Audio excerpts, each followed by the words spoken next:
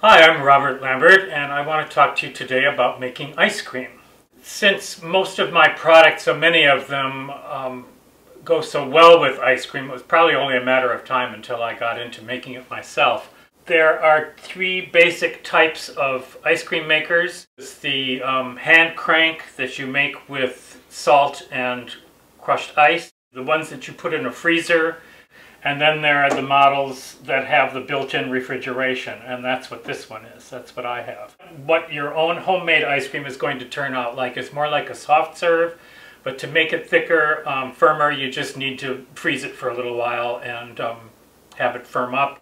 I'm going to start with the recipe for custard, which is the base of all ice creams. My favorite ice cream memory is making it with a hand crank at the farm when I was a kid, and my grandmother's recipe is still with me, fortunately, so that's what I'm going to use today. The full recipe makes a full gallon of ice cream. It yields about 9.5 cups of custard. The limit of what you can put in most ice cream makers, either the ones that go in the freezer or the ones that have refrigeration units, is about 5 cups. So you can make 2 batches from this.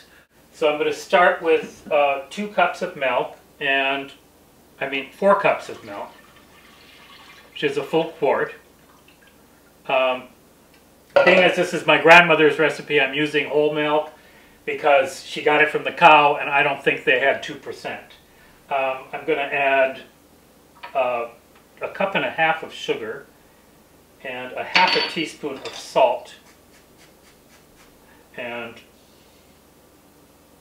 stir it into the milk till it's completely dissolved.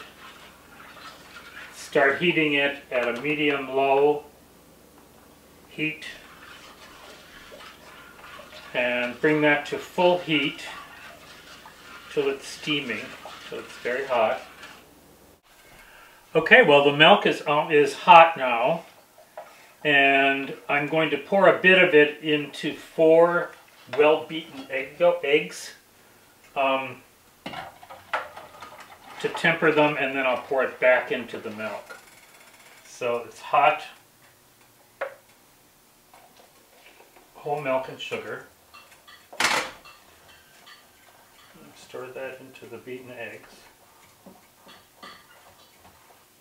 And then pour the whole thing back into the milk. And now this is when you do have to pay attention and keep stirring. And you'll keep stirring until it starts to thicken slightly.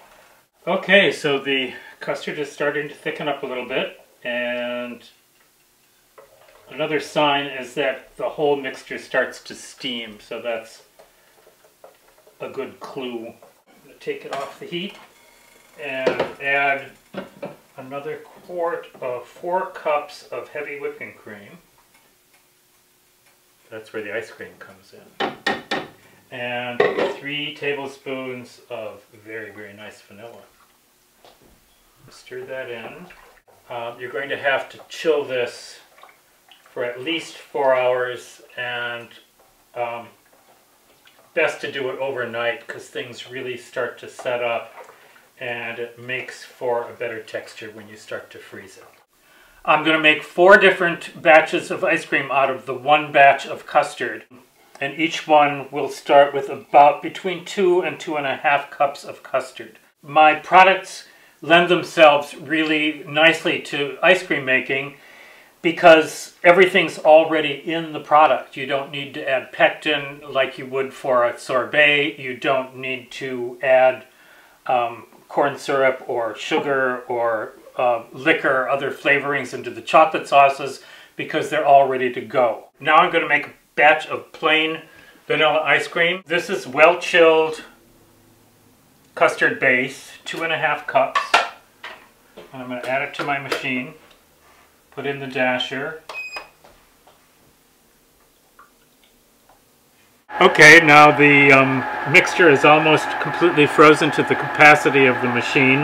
The mixture is coming up over the dasher, so it's just about there. It's another 3 minutes.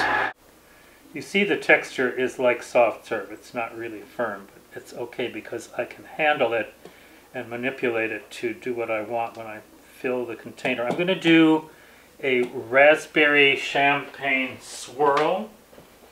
I'm going to layer it into the freezing container.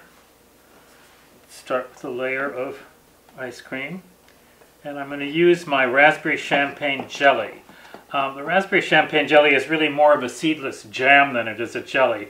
I press all the seeds up by hand through a fine mesh screen, so it has kind of a velvety texture. Much more fruit than sugar, which is one of the reasons why it's so good for a product like this. My jams and jellies really have much more fruit flavor and a higher acid level than others, so that it's more appropriate. It's going to give me a nicer punch with the ice cream. So I'm just going to do layers of the raspberry champagne jelly. This is going to freeze up nicely, and you'll be able to scoop through those layers of jelly. Just need to stir it a little bit to soften it enough to smooth. Okay, that's it, and we'll put it in the freezer and wait till it's solid so it can be scooped. Here is my raspberry swirl, raspberry champagne swirl ice cream, nicely frozen.